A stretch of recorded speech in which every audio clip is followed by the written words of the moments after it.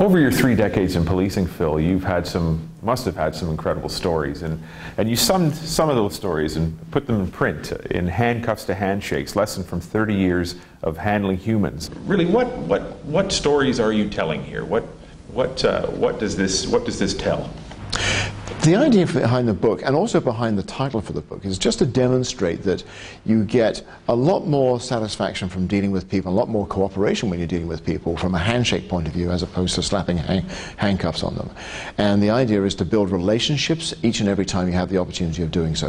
You know, we had a chap in the cells that I literally thought was going to break out of the cells and essentially eat every single person that he came into contact with. He was a giant, essentially, the largest person I've ever met in my entire life, and it was one of those moments where I thought I wasn't going to go home that night.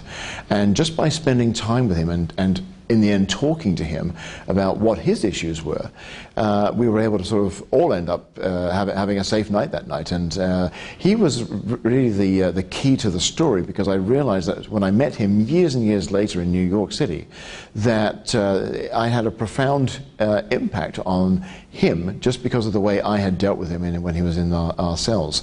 So I began to think back on all the other situations in my life that had led me to that moment when I'd first met him, and maybe given me some ability to talk to people and to bring them down from a high level of stress. The very first day on the police, as a police officer in London, I was assaulted, blood all over my face, and all my sergeant said to me was, "Welcome to policing." That was the expected sort of consequence of being a police officer in Notting Hill in the late 1970s.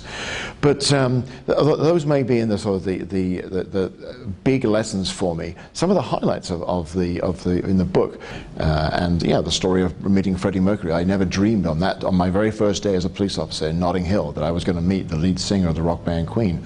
And I had all their records at the time, and walked right into his living room where they had their office in Notting Hill Gate, and sat on the couch where he composed Bohemian Rhapsody, had a cup of tea with him, and having the ability to meet all these interesting people and to take something from each of those moments, to build it into a book, to develop stories about relationship building, communication skills, conflict resolution, all of that I think is valuable for people, and I can deliver that in a very real way that I think captures people's attention and that they learn from.